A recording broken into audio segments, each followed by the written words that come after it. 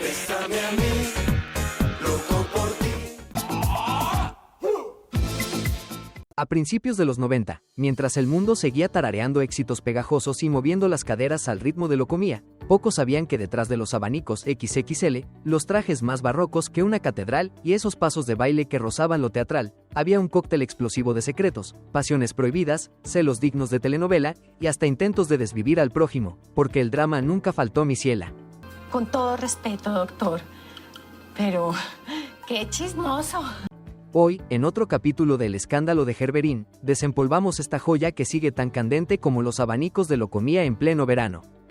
Da 2 pasos adelante y 2 pasos atrás. Porque, como bien sabemos, en el mundo de la fama, las luces de los reflectores no siempre iluminan el camino, a veces también deslumbran y queman.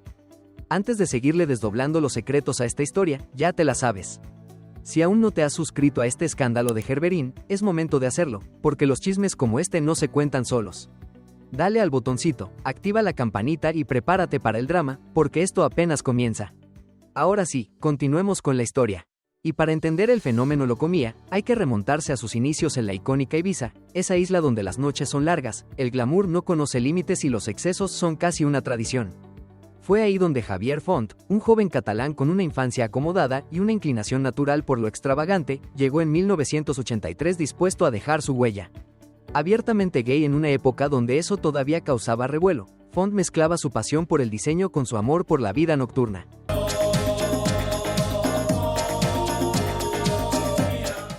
Ibiza, en plena efervescencia de la movida, era un lienzo perfecto para su creatividad.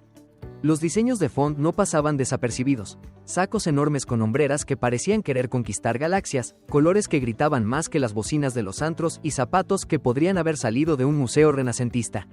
Era una mezcla audaz y hasta disparatada, una fusión de toreros, New Romantics y un poquito de todo lo que le inspirara.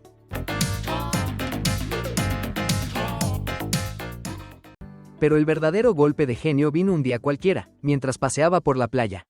Se cruzó con un grupo de turistas norteamericanos que se abanicaban tranquilamente bajo el sol.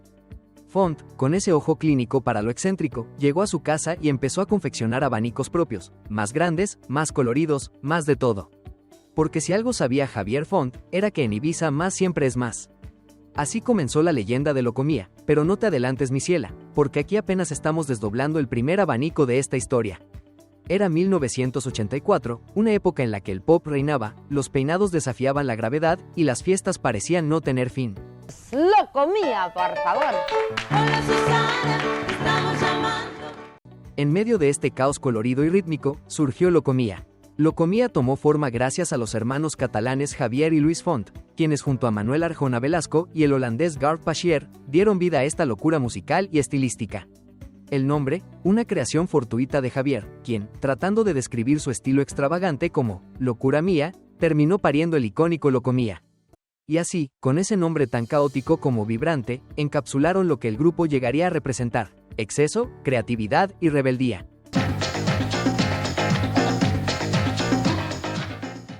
En sus inicios, Locomía era más un colectivo que un grupo musical, con hasta 16 miembros rotando en su alineación. Entre los nombres destacados estaban Joseph Danés Brau, quien más tarde formaría el grupo Nequams, Javier Pastrana y la carismática Lourdes Iribar, celebrada por los fans como la quinta integrante no oficial del grupo. Más allá de los escenarios nocturnos, Javier Font diversificaba sus talentos con una peluquería y una tienda donde ofrecía sus diseños, que eran como una bofetada de creatividad a las convenciones de la moda. Lourdes Iribar, con su magnetismo y estilo inigualable, se convirtió en un ícono por derecho propio. Era la esencia del espíritu Locomía, desafiante, audaz y absolutamente única. El grupo, en su núcleo, no era solo música, era una declaración de principios. En una España que apenas salía de la sombra de la dictadura de Franco, Locomía encarnaba un renacimiento cultural. Ibiza, la isla de los excesos y la libertad, era el escenario perfecto para este estallido de arte, individualidad y desenfreno. Locomía, con sus trajes barrocos, zapatos que parecían armas medievales y abanicos que podrían hacerle sombra a cualquier ventilador industrial, se convirtió en un símbolo de esta nueva era. Su estilo no era solo visual, era una bandera de libertad y rebeldía que ondeaba al ritmo de la música. El ascenso de Locomía comenzó en Q, el club nocturno más grande y emblemático de Ibiza, hoy conocido como Privilege. Ahí, entre luces, baile y un público ávido de extravagancia, comenzaron a forjar su legado. Sus elecciones de moda no eran solo un espectáculo visual misiela, eran un manifiesto. Una mezcla audaz que gritaba libertad y desafío en cada abanico desplegado. La inspiración para la estética de Locomía era tan ecléctica como su espíritu, un revoltijo de la cultura andaluza, el glamour decadente del carnaval veneciano y un desprecio absoluto por los estilos preexistentes como el New Wave o el New Romantic. Javier Font, cansado de lo convencional, decidió crear algo que sacudiera las normas. Transformó túnicas sacerdotales en declaraciones de moda cargadas de dramatismo, mientras que los abanicos hechos a mano con sábanas y varas, porque la creatividad no tiene límites, se convirtieron en su emblema más distintivo. Tu boca eres mía, solo una caricia. Así nació la estética de Locomía, una oda al exceso y la originalidad. Pero no todo era brillo y abanicos misiela. El liderazgo de Javier Font, según sus propias palabras en el documental Locomía, era ambicioso y rozaba lo obsesivo. Él mismo se describía como un cazador de hombres y almas, ejerciendo una autoridad patriarcal sobre el grupo. Los primeros años no fueron fáciles. Javier, Luis Gard y Manuel compartían un pequeño molino de viento de apenas 4 metros de diámetro. Dormían codo a codo, como una familia disfuncional pero unida por un sueño común. Sobrevivían vendiendo zapatos en mercados locales mientras soñaban con la fama y planeaban su conquista de las pistas de baile. Aunque los rumores sobre la sexualidad de los integrantes circulaban con fuerza, el grupo optó por no mostrar abiertamente su identidad gay, convirtiéndose en precursores del gay power, en una época donde hacerlo no era fácil. Su impacto fue inmediato, conquistando corazones en países como Argentina, Perú y, por supuesto, México, donde las pistas de baile no volvieron a ser las mismas. Un aplauso, por favor, ¡Qué bárbara! para la quinta Locomía. ¿Cómo lo muevo? En este periodo, su imagen comenzó a consolidarse. Abanicos descomunales, prendas barrocas y zapatos en punta que parecían querer abrirse camino hasta la cima de la moda. Como relacionistas públicos de la icónica discoteca Q, su popularidad creció como espuma. Su debut en televisión llegó el 16 de noviembre de 1986 en el programa Plató Vacío de Televisión Española, donde deslumbraron con su singular estilo. Pero el verdadero golpe internacional ocurrió el 10 de diciembre de ese mismo año, en el Festival Buon Anno Musica 1986, celebrado en la Piazza Bra de Verona, Italia. Allí, como bailarines de la cantante Tracy Spencer, durante su interpretación de Love is Like a Game, dejaron a todos boquiabiertos con su despliegue escénico.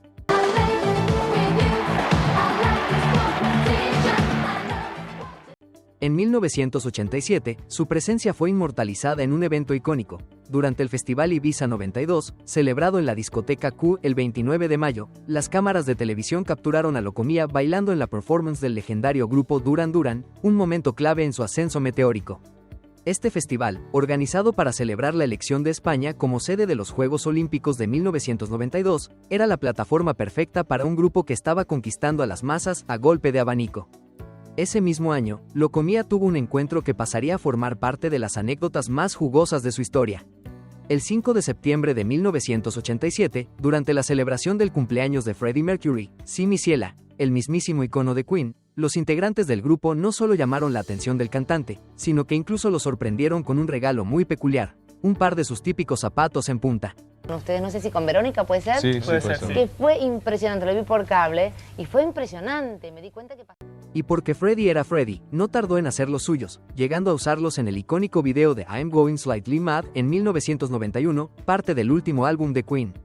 Para cualquier otro grupo, este encuentro habría sido un momento que marcaría un antes y un después, pero para Javier Font, en su habitual estilo de indiferencia calculada, fue simplemente otra noche en Ibiza. Según él, todas las fiestas eran como la de Freddie. ¿Modesto o soberbio? Tú decide. El ascenso de Locomía era tan fascinante como contradictorio. Mientras brillaban en la pista, cautivando a las multitudes que abarrotaban Q para ver sus actuaciones, detrás de escena lidiaban con tensiones y desafíos cada vez más intensos. Pagados para bailar y entretener, eran el espíritu hedonista de Ibiza encarnado. Ya fuera vestidos como Peter Pan, pintados de oro o despojándose de la ropa por completo, Locomía desafiaba las normas con una audacia que era casi provocativa. Para la comunidad LGBTQ más de aquellos años, que aún enfrentaba una lucha constante por aceptación y derechos, Locomía era un rayo de luz. Aunque su preferencia no se mostraba abiertamente, su mera existencia en un escenario, con abanicos gigantes y vestuarios imposibles, era un acto de desafío. Ibiza les ofrecía la libertad que pocas partes del mundo podían igualar en esos tiempos, y ellos se deleitaban en ella. Su estilo, sus actuaciones y su descaro los convirtieron en leyendas vivientes. Las multitudes no iban a Q solo por la música, iban por ellos, los chicos de los abanicos, los dueños de la noche. El estilo de vida extravagante de Locomía, alimentado por noches interminables, romances que iban y venían, y cositas ilegales que nunca faltaban en la fiesta, comenzó a pasar factura. Y no solo internamente, el éxito del grupo empezó a levantar ampollas entre la élite nocturna de Ibiza. Los lugareños, acostumbrados a ser los dueños del espectáculo, no podían soportar que 4 chicos de Barcelona se adueñaran del centro de atención tan fácilmente, robándose el escenario y el corazón de la audiencia.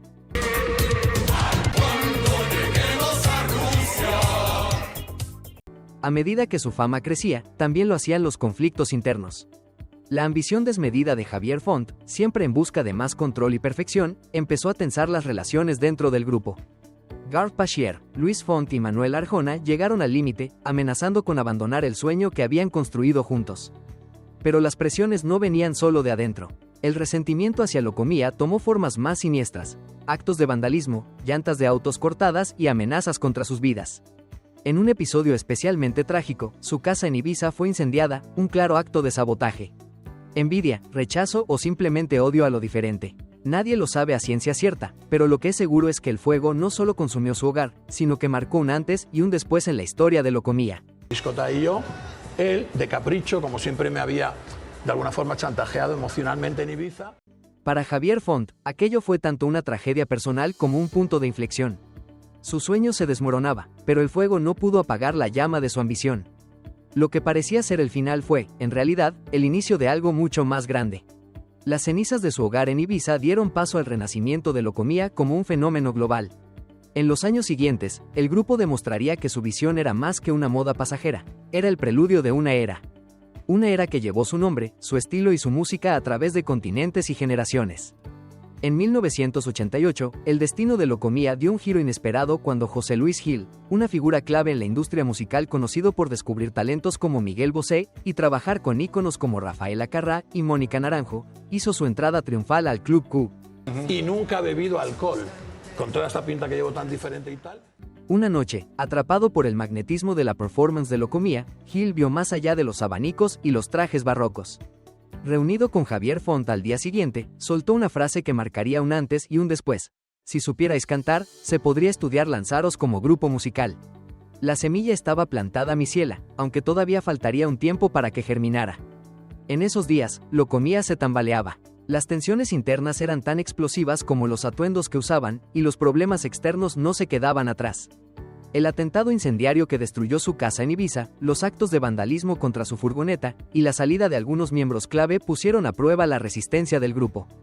Para colmo, su relación con el Club Q terminó, la peluquería que manejaban empezó a generar pérdidas, y los excesos comenzaron a pasar factura, particularmente a Manuel Arjona. Fue el combo perfecto para que Javier Font decidiera cerrar el capítulo de Ibiza y trasladar el sueño de Locomía a Madrid. La propuesta de José Luis Gil, orientada a transformar a Locomía en una boy band de 4 integrantes, llegó en el momento justo. Javier Font, Luis Font, Manuel Arjona y Carlos Armas, un estudiante de arquitectura que se había sumado al grupo en 1987, formaron la alineación inicial que se trasladó a Madrid para iniciar esta nueva etapa.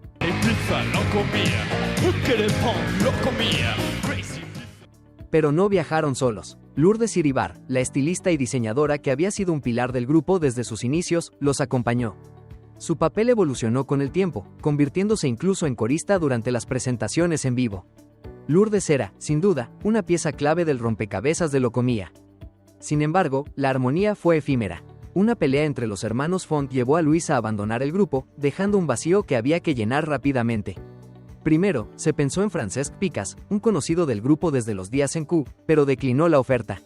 Ante la urgencia, se organizó un casting, y fue así como se sumó a la formación Juan Antonio Fuentes Ferret, un bailarín y estudiante de arte dramático que llegó para aportar frescura y profesionalismo a esta nueva versión de Locomía. La imagen underground y rebelde que definió sus primeros días en Ibiza fue diluyéndose, reemplazada por un estilo más comercial y accesible para un público más amplio. El espíritu audaz que los había convertido en pioneros tuvo que ceder ante las demandas de la industria musical, que imponía reglas estrictas sobre su imagen y comportamiento.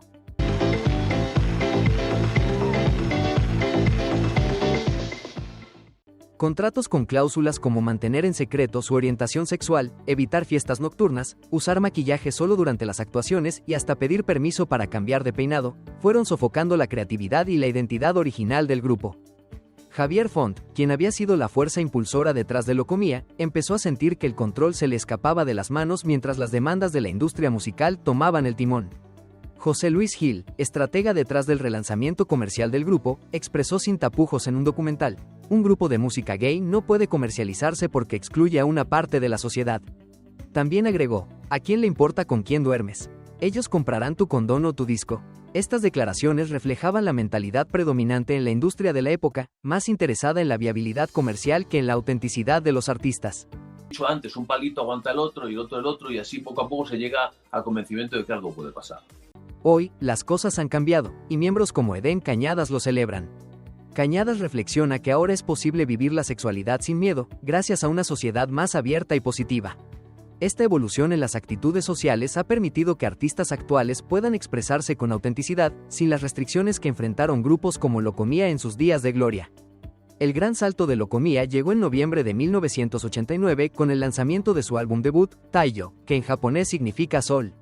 Bajo la dirección de Pedro Vidal, pionero de la música techno, y Cristóbal Sanzano Tuardi, el álbum incluyó éxitos como Locomía, Taiyo y Rumba, Samba, Mambo. El éxito comercial fue apabullante: más de 1.700.000 copias vendidas y certificaciones de oro y platino en 10 países. Pero más allá de los números, fue su estilo visual y sus personalidades únicas lo que realmente los distinguió. En el icónico videoclip de Locomía, cada miembro llevó un traje de color que se volvió símbolo de su identidad. Juan Antonio Fuentes lucía verde, Carlos Armas también en verde, Manuel Arjona deslumbraba con amarillo y Javier Font ardía en rojo.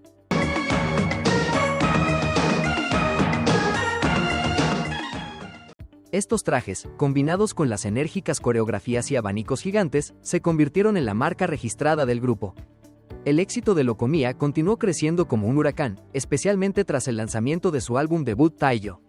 En España, alcanzó el estatus de oro con 50.000 copias vendidas, pero fue en México donde la fiebre Locomía se disparó, logrando un platino con la impresionante cifra de 250.000 unidades. Su sencillo Locomía escaló al número 1 en la lista de los 40 principales en octubre de 1989, seguido por Taiyo, que marcó presencia internacional cuando se presentó durante la inauguración de un centro comercial japonés, incluyendo un coro que hacía un guiño a marcas icónicas como Fuji, Kawasaki, Honda, Takara, Mitsubishi.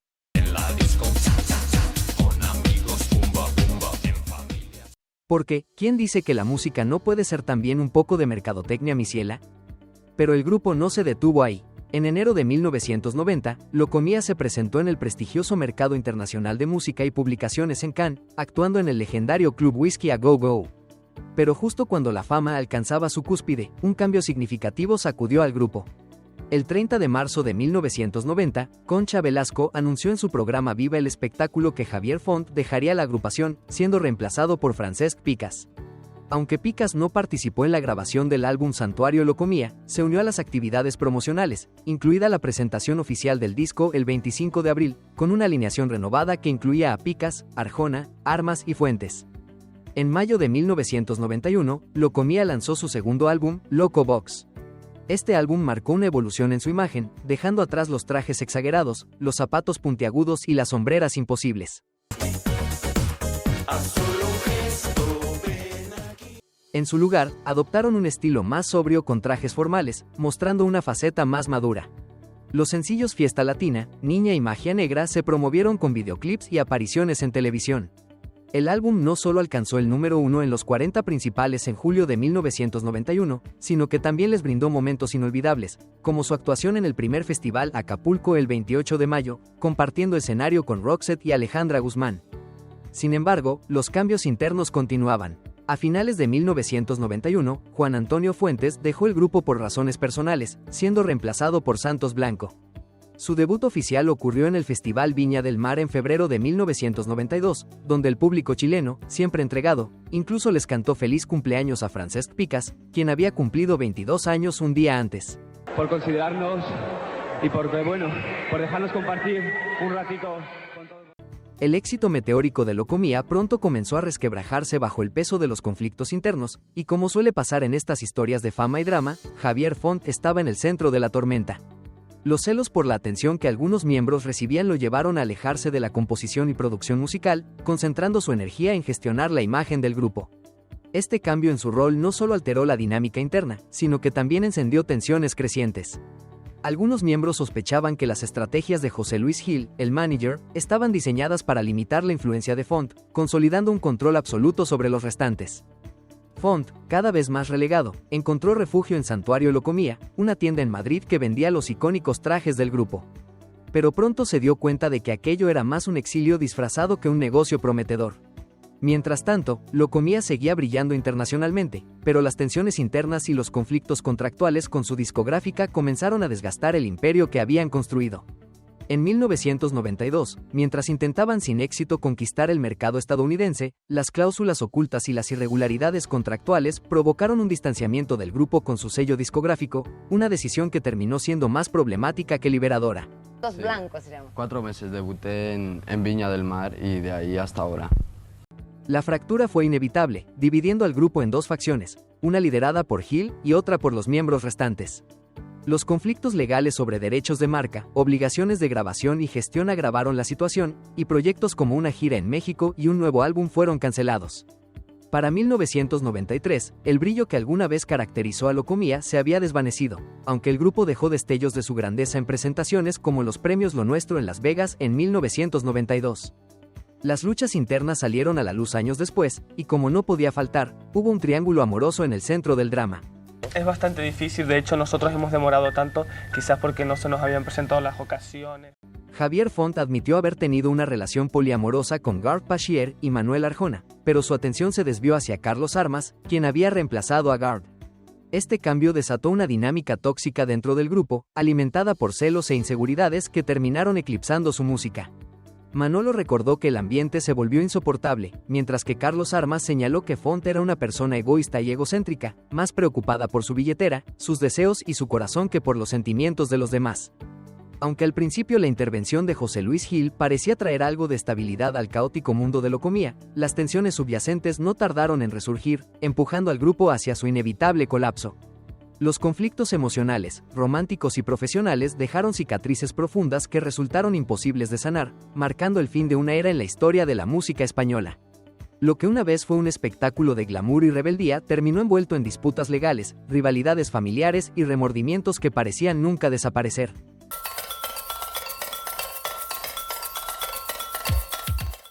Sin embargo, Javier Font no estaba listo para rendirse. El creador del grupo intentó revivir el proyecto musical en varias ocasiones, pero su vida dio un giro drástico en 2009 cuando fue condenado a 3 años de prisión por tráfico de cositas locas y prohibidas. El caso, apodado con ironía como Operación Abanico, fue cubierto ampliamente por los medios. Aunque condenado, Font pasó solo 3 meses tras las rejas gracias a su buen comportamiento, tiempo durante el cual organizó un grupo de teatro con compañeros de prisión, demostrando que su espíritu vibrante seguía intacto. Las tragedias no dejaron de golpear al grupo. En 2018, Santos Blanco, quien había reemplazado a Juan Antonio Fuentes en la banda, fue encontrado sin vida en un refugio social. Había vivido en el anonimato y la pobreza, dedicando sus últimos años a ayudar como monje en un refugio en Gijón. Su hermana confirmó la noticia, dejando a los fans de Locomía con el corazón roto. Nos enteramos que uno de los integrantes de Locomía falleció. Sí, estamos hablando de Santos Blanco. A esta pérdida se sumaron las muertes de Francesc Picas y Frank Romero, sellando aún más la tristeza que parecía rodear a la banda. Pero el drama no se limitó a los ex-integrantes. José Luis Gil, el productor que jugó un papel clave en la formación y el auge de Locomía, también tuvo sus propios problemas. En 2008, fue acusado de ser el autor intelectual de un intento de privación de la vida contra Estéfano, del dúo Donato y Estéfano.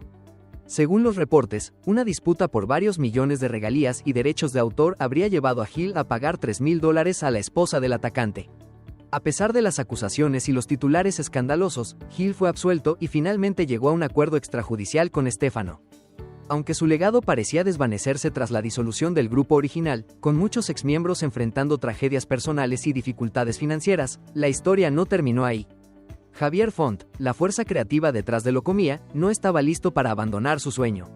En 2018, decidió formar una nueva alineación con artistas jóvenes como Ferry Frías, Félix Montaz, Ricky Arenas y Eden Cañadas, intentando revivir la magia que una vez encandiló al mundo. Buenas chicos, ¿cómo estáis? Somos Locomía. ¿Ah sí? Cuéntame, ¿qué tenemos?